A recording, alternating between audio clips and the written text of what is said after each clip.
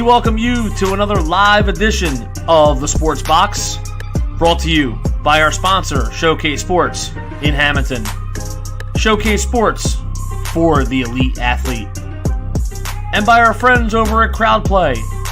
Download the free CrowdPlay app today and check them out at www.crowdplayapp.com for details. Ladies and gentlemen, it's showtime.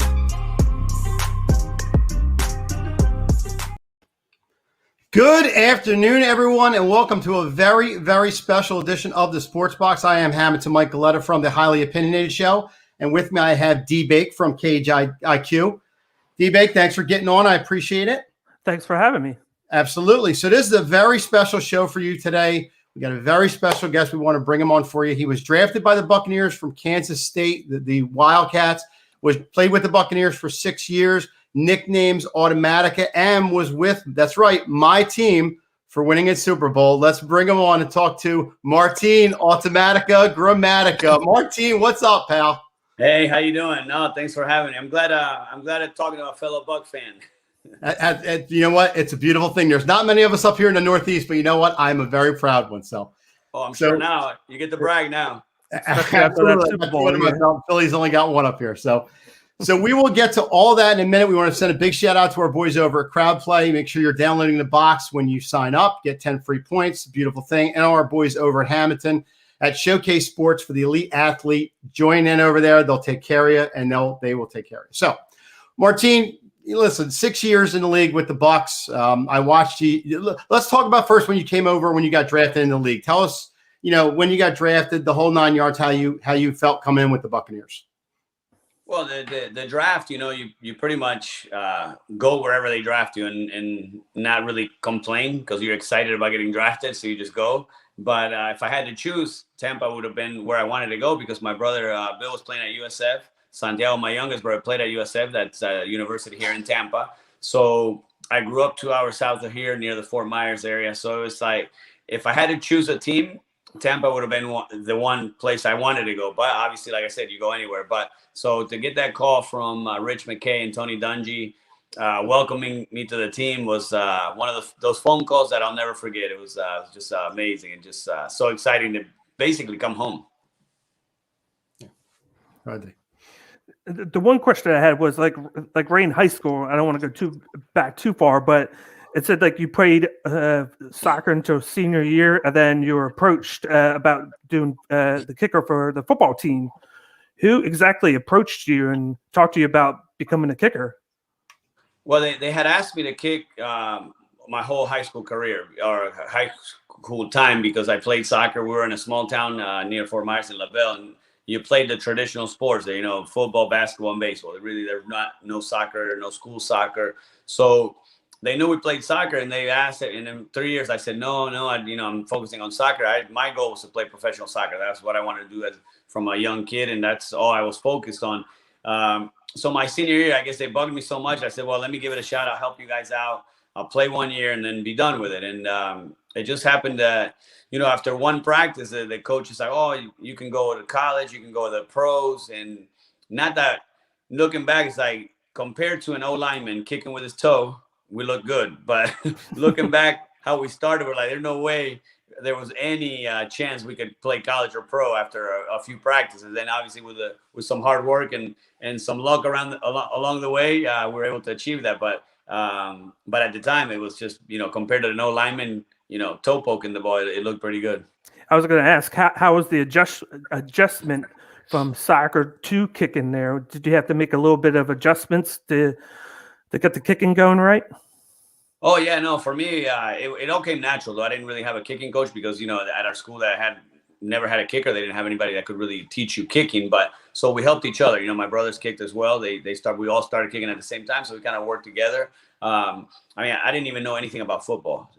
Even my first extra point in a game, I sat down and thinking that I'm done. My job's done. But they're like, hey, you got to kick off too. So I had no idea that I had to kick off after the extra point. So that's how much I had to learn when it comes to football. And then the adjustment was more the equipment, having to wear a helmet and pads. And when you're in high school, nothing fits right. They just give you and they hand you whatever they have. So my helmet was too big. The pads were too big. Everything was huge. And it just didn't feel right.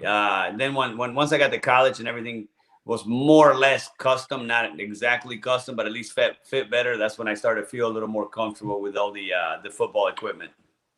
It said like in your senior year, you went 8 for 10. You had 22 extra points, but then you had 39 of 49 kickoffs out of the end zone for touchbacks. But it said you had that scholarship. Did you wait a while to get a scholarship, or did you have people look at you right away? No, unfortunately, for me, I wanted to stay in Florida, and all the Florida schools had really good kickers at the time, so I didn't get any looks. I got lucky because I kicked for a school coach / scout in Naples, Florida. I was friends with Jim Levitt, and then Jim Levitt, after the spring game, their kicker struggled in the spring game, couldn't kick off very well. So then he's like, I got to find a kicker. He was a defensive coordinator at Kansas State at the time, and luckily, he knew this coach and he recruited Florida, and within a week or two, I'm up in Manhattan doing a visit, and this was in July, so it was really late. I didn't.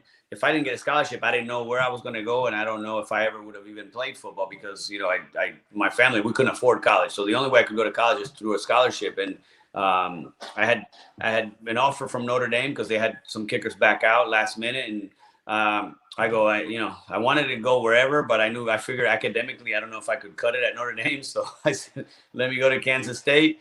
And it worked out good because those years we were much better at Kansas State than Notre Dame was, that time that I was at Kansas State. So you come into the league, you come to the Buccaneers, you play under Tony Dungy. Great guy, everything with Warren Sapp there. You talk about John Lynch, you talk about Derek Brooks. Then you transition into John Gruden, probably night and day when it comes to coaches. You talk about Dungy's the kind of like, it seems like a player's coach, and I'm not saying John Gruden's not, I think he's more aggressive and more, you're going to do it my way. What can you tell us the difference between both coaches? Oh no, absolutely. They're completely different, but they're both winners, and that's what the key. And what Dungy did, he built a team full of great guys. More in his opinion, the human side of the team was more important than the football side. So he built that team around good quality people, which like a Derek Brooks, John Lynch, Warren Sapp. I mean, those guys were leaders, and he was one of a coach that you respected so much that he didn't have to have rules. You knew right from wrong, and he treated you like a man. Look, this is what we expected of you, and his thing was no excuses, no explanations. That's it. You just do the right thing, and we'll be fine. And so you respect him. And when I missed a kick, I feel so bad that I let him down. It's one of those where he didn't have to yell at you, but you just saw that look, and you're like, man, I let this guy down that believes so much in you. And then comes Gruden, which is a way different approach, but also a player's coach. I mean, he when Gruden came in, he had coached me in the Senior Bowl coming out of college, so he knew me. And immediately when he came in, he said, "Oh, you're gonna win a lot of games for us. We need you to have your best year. We're gonna win the Super." I mean, he motivated me so much and had put so much trust and believe in me that I love the way he coached me because he made me believe that I was even better than I was. And not that Dungy didn't, but it's just two different coaching styles. One is where they give you the freedom and you just don't want to let them down. And then on the other side, you have Gruden that's a motivator. And I would say his Saturday night speeches are a waste because you get so fired up that now you got to go to bed and play the next day. I'm like, like he gets so energetic, so into it. And you're literally ready to run through a wall. And then it's time to go to bed. We got to play tomorrow. So he needs to do those speeches need to be done right before the game, not at night, not the night before. But yeah, no, I'm very thankful to both of them. Especially Dungy, drafting me with Rich McKay and the organization, the Glacier family, and then obviously winning a Super Bowl with Gruden. How can I not be thankful that he got us to the Super Bowl and we won the Super Bowl with him? So I was fortunate to be coached by two great coaches. I felt like Dungy was the type of guy that he instilled leadership into the veteran players, and he wanted them to kind of run the team, and then he would just tell them what needed to be done, and then they would kind of police the younger players. And then when Gruden took over, he knew that, and then he would just talk to the players. I felt like, and then they knew that he was an outspoken guy, and it kind of worked out in the first year. Of course, where he won the Super Bowl. So, Yeah, no, it's two different approaches, and like I said, with Dungy, yes, and in even Gruden, we had guys who would police the locker room. When you have a Warren Sapp, he's going to police the locker room no matter who your coach is, and guys are going to work. If not, you're not going to be there, and that's one thing. If you ever talk to anybody, going into that locker room or going into that team wasn't easy because the work ethic was at so high that if you didn't have that work ethic and you didn't want to work like that, you weren't going to make it on that team because there were so many good players and so many players that practice harder than the game. So I mean the battles that the defense had against the offense, and we had the number one defense in the league. So can you imagine how hard it was for our offense to even beat them in practice once or twice? So it's like everybody made each other better. So if you didn't come in with that work ethic and you came in with one of those, I believe I'm better than everybody else and I'm a rookie and I'm first round pick, you're not going to last long because that locker room was all about working hard and holding each other accountable. And whether it was Dungy or Gruden, the locker room was policed by the players, and the energy and everything was done by the players. Obviously, with Gruden, he does have a little more the energy side, and he is in your face when things aren't going right. But still, two different styles, but very productive styles for each coach. It worked for both of them. I mean, Dungy ended up winning the Super Bowl with Indy himself, so it worked. I mean, he built what Tampa was at the time as well from nothing really. So two really different styles, but both very productive. We're talking to former NFL kicker Martin Gramatica. Martin, 2002, I'm going to take you back there. And we're up in the Northeast, by the way. We're in the Philadelphia area. So, all I heard about in 2002 was, the Bucks can't play under 40 degrees. And made me livid, by the way. I was, abused all week. Bucks have no chance of winning and all. You know what? I stood the course. I stayed by my team. But tell us the mindset you guys had, if at anything, maybe hearing that or not hearing that, of coming into Philadelphia for that game and playing the Eagles. Well, I think we erased a lot of those questions the week before when we beat Chicago 15-0 in Chicago, and it was under 40. So it kind of quieted people a little bit about that. But once we got to Philly had eliminated us the previous 2 years in the playoffs. So if you looked at any experts around the country, anybody that you talk, nobody gave us a chance. And that's one of the things that I think gave us a little bit more of strength. And I always said our Super Bowl was that Philadelphia game. It didn't matter who we played in the Super Bowl. After getting through Philadelphia, we were going to beat whoever the AFC had because that was our toughest opponent. Going on the road to Philadelphia in the cold, and not only that, they had really good teams. That's why they were in that stage of the season all the time. So they really had a very good team, and playing at home in the cold. And we just knew we had to play our best game, and that was the mindset that we had, and everybody believed. When we got to Philly, everybody believed. The leaders stepped up and made everybody on the team believe, and it was one of those things that we felt like we never could lose that game going into the game. We were so confident, and I couldn't tell you why or who or what did it, but we just overall as a team we had that confidence that this is us, this is our year. We're winning, we're going to the Super Bowl. And I want to sorry, D-Bake, I just want to jump in real quick and just say that I remember in that game that the Eagles scored first. They drove down the field and scored, and the first thing I thought of was, oh no, don't this can't happen to me. But you guys battled back. A nice steady drive down the field. Next drive, you guys shut the Eagles down. Then came down. I think before the half, you had a big kick before the half ended, and then the second half was totally different. You took control of the game like nobody's business. And when Rondé Barber ran that interception back, I'll tell you, I was the happiest part. You could have stuck your head out of the window in Tampa and heard me scream in New Jersey. So, I mean, that was I think that was how we all felt. Once he started, pointing, he did the little pointing at the back of his jersey because nobody was going to catch him. That was it. That's when the sideline erupted. We knew we were going, and I know that's probably Rondé's favorite play of his life. I'm assuming, but it's definitely one of our favorite plays too. When we see that, and I watch that highlight, man, I just know. When you're watching Rondé run, that's basically all of us running to the Super Bowl. That was the one that sealed everything. Yeah, and then Joe Jurevicius had that great game, and then didn't he have his kid right after or right before that? And then he had to quickly get to the stadium. No, he had a family issue where his kid passed away before. Oh yeah. No, it was just a really sad moment for him and for the whole team. When you have a teammate that going through that. Yeah, no, it was on the personal side, it was really a tough time for him and One, all of us one for catch, him. one catch he had, 68 yards, and brought these guys right down to the 4-yard line. It's funny. It's funny being from Penn State and being up here. Joe Jurevicius doing that to the Philly couldn't make me more happier to do something like that. And the whole situation, like you said, Martin. I remember that situation with him, his wife wanting him to play in the game, and he didn't want to go, but he came, and you guys stepped around him. He had the one big catch, and that was just unbelievable. I remember them saying that somebody interviewed Keyshawn, and he said that was one of his favorite plays because he had the block on that play. Yep. And he was like, no matter any play that I've done touchdown wise or catch wise, that's one of my favorite plays because I made that block to get him open. And like, I was okay with it because I wanted to be a team guy there. Well, that's what we had. The whole team was a team. I mean, we had throughout the year, we had some injuries, and we had Warren Sapp was on the field goal team on field goal protection. When do you ever put your all-pro, defensive player of the year protecting for the kicking game? You don't. And then we had Derek Brooks on punt team at times or kickoff team, depending on everybody. When we had an injury, somebody would step up and deliver. And that's the same thing. Like you said, Keyshawn made some great catches that year, made some great plays, but he probably remembers one that he blocked for a teammate. That's the type of team that we had. It didn't matter who made the play as long as the play was made and we were winning. So that's all that mattered. We just, whatever it took to win, we did.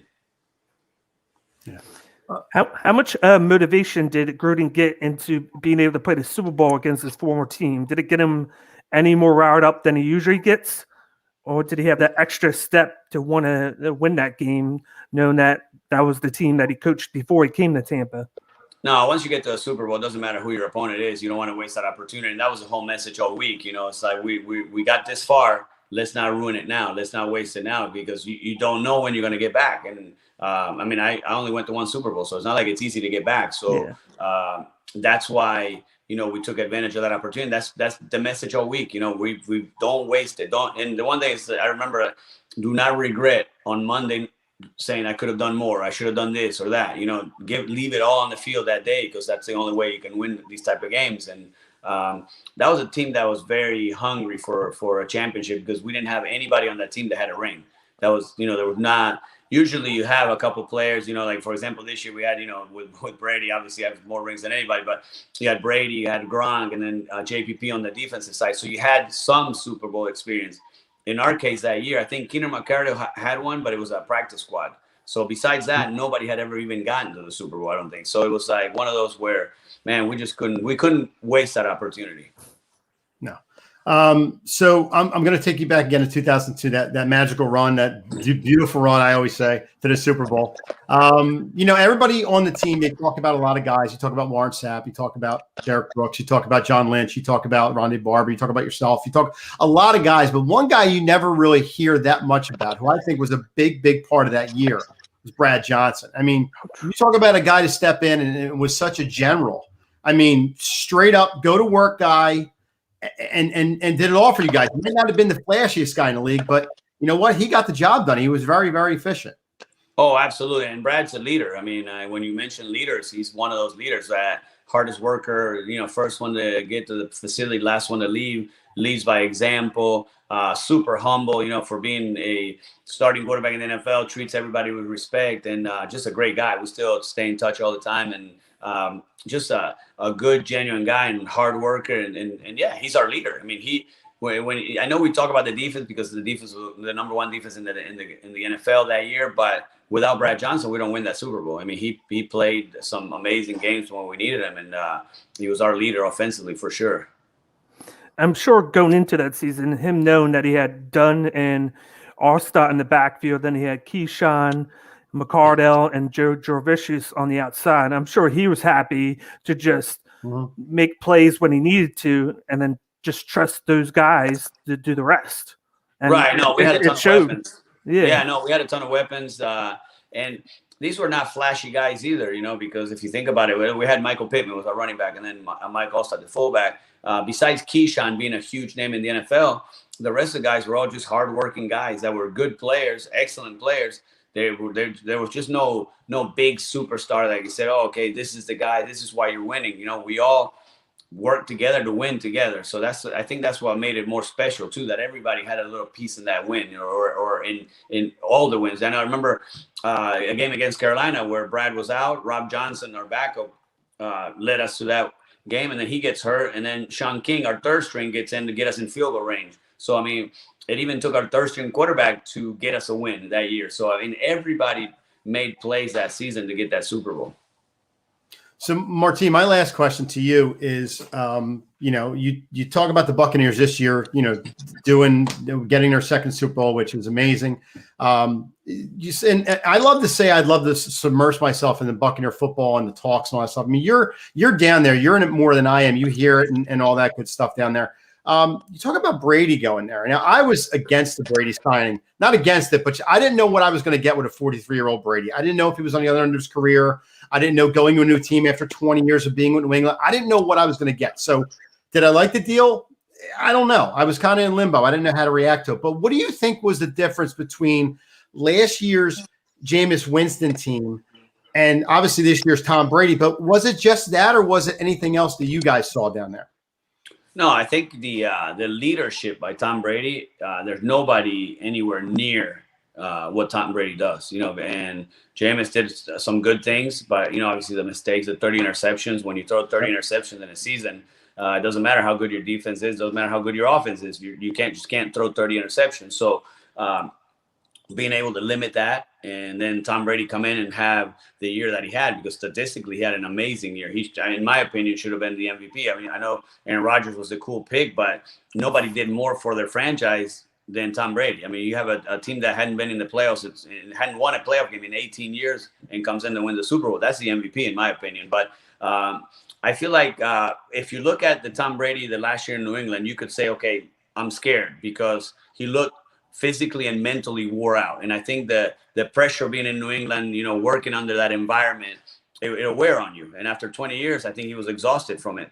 When he got to Tampa, he just felt free. I think that's what revived him, being out here in the sunshine and being outside, and the energy that he got this year of just having to prove something, because he had a lot of pressure. Because what I was saying all year, I said that the Buc fans could care less what you did in New England.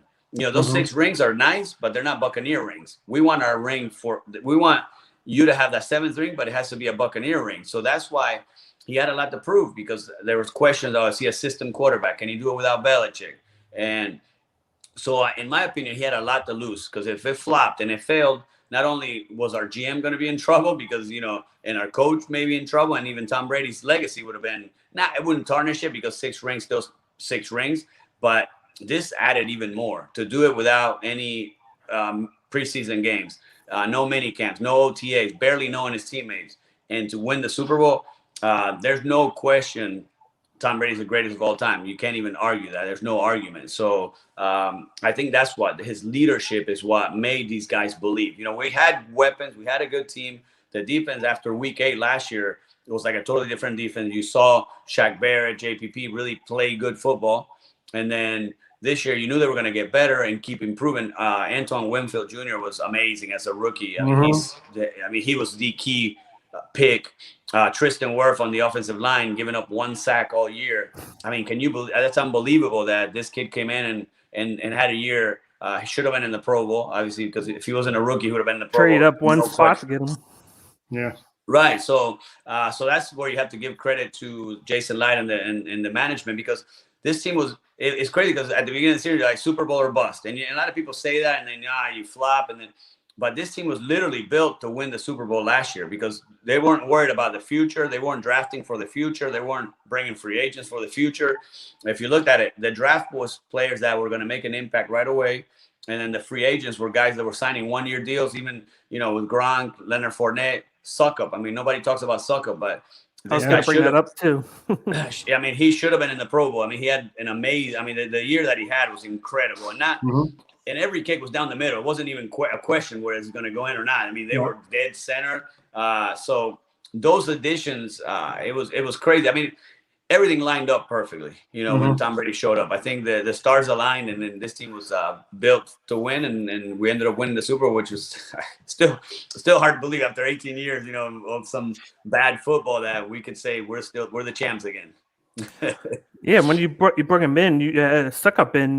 You guys had issues with the kicker position where you just kept bringing guys in. You drafted Aguayo, he didn't work out.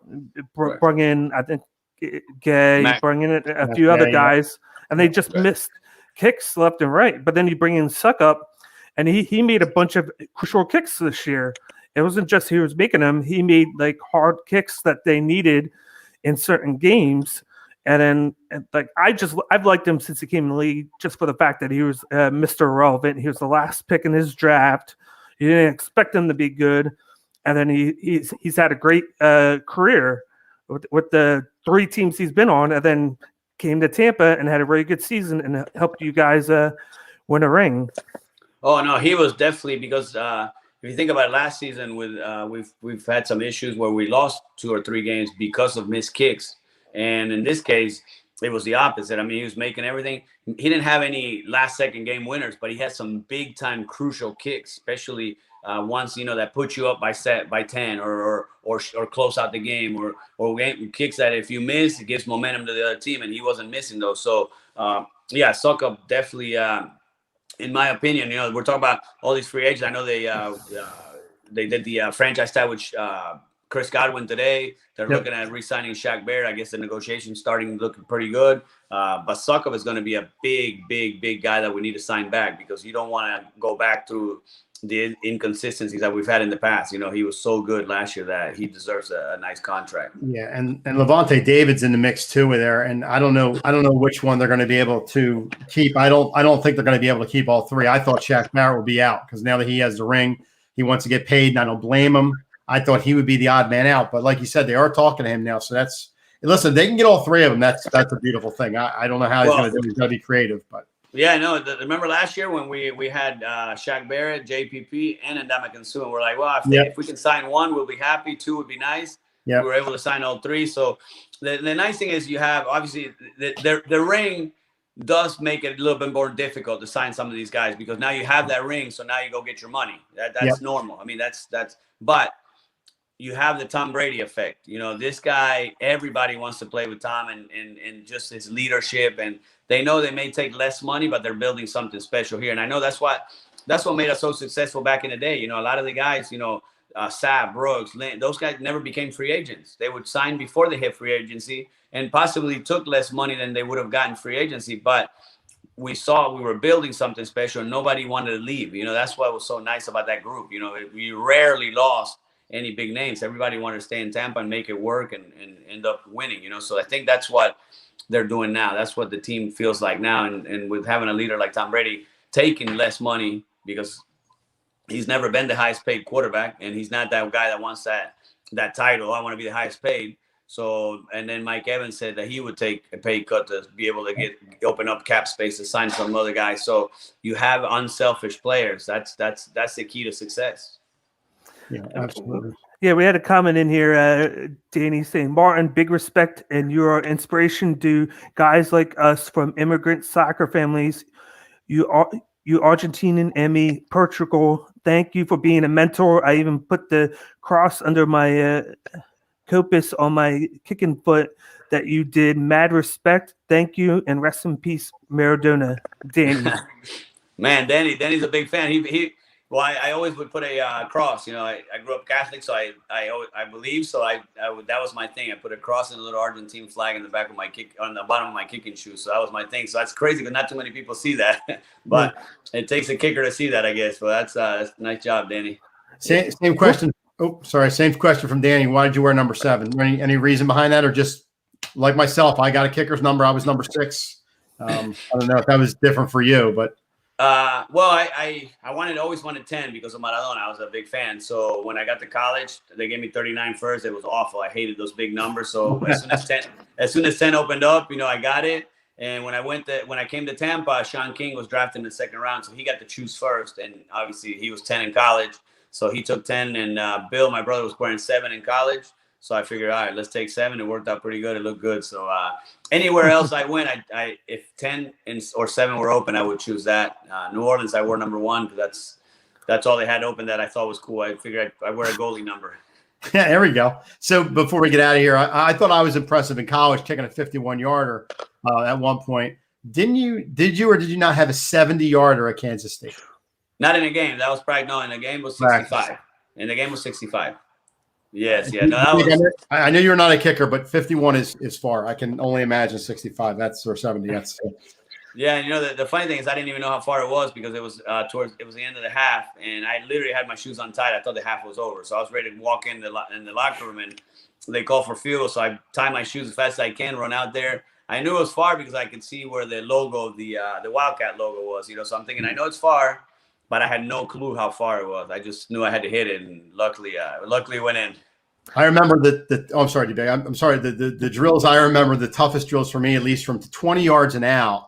We used to throw the balls on the sidelines. And when you're looking at a kicker and you're looking at the sidelines, you have like this much space to kick between. So that was always a tough one for me. I got them through, but it wasn't easy. It wasn't fun to do for me. Right. Do you think that made it easier for you to kick it that far, knowing that you weren't kind of paying attention, that you had to like tie your shoe, then quickly go out there and then kick the kick? Do you think that made it any easier? I think so. No, that's a great question because I had no idea how far it was. I just knew I had to hit it good, and I said, I'm gonna hit it as hard as I can, but let's hope it goes straight. That was it because I knew I was far. But that definitely I would think it does help because I didn't even get a warm up kick in the net. Usually, you're sitting in the net and you're watching the distance and you're seeing how the drive's going. So you always know more or less how far you're kicking. In this case, it was. It happened so fast that I barely had time to tie my shoes. So I think that for sure helped. Well, I know we put this together kind of quick, but I want to thank Martin Gramatica for getting on with us and really, for me, reliving the Buck days. I mean, that's precious for me. I love that. Martin, thank you for coming on. I really appreciate the time. Yeah, thank you very much. Yep, and telling us about your career and everything going on. I appreciate it. No problem, guys. Thank you so much for having me. It's always nice talking to another Buccaneer fan. I'm sure the guy next to you is probably Philly. That's why he didn't say much. Yeah. Am I right? Yeah, but I was just guessing, man. I was just guessing. I was a big Mike Allstott fan back in the day, though. So nice. That's why that's when we brought up the vet and the Buck winning. He got kind of quiet, so that's okay. Yeah. It's all good. It's all good. I didn't know. I was just guessing. Martin, thanks, pal. We appreciate it, and we'll talk to you soon. All right, guys. Have a good day. Thanks. Thank you. Martin Gramatica. It's always an absolute pleasure talking to Buccaneers. I'm telling you on the show. So we want to thank Martin for getting on. We really appreciate it. I know it's kind of last minute, guys. We appreciate you watching out there. Make sure you're checking out Crowd Play with 10 free points when you sign up. Get the points you're going to need them in Showcase Sports in Hamilton. Get over there for the elite athlete. D-Bake, I appreciate it. I know it was kind of a scramble to get people on. I appreciate you getting on me and helping me out with Martin. Anytime I have a chance to talk to a kicker, it's always good. It's a good thing when I'm a kicker too. So it's always nice to have the double whammy with being a Tampa fan and being a kicker. So thank you for watching, folks. We appreciate it. Watch myself. I am on tonight with Brian Attard on Highly Opinionated, and D-Bake is on Cage IQ. Check them out on the Sports Box for myself, Hamilton Michaeletta, and D-Bake. Thank you for watching. Talk to you later.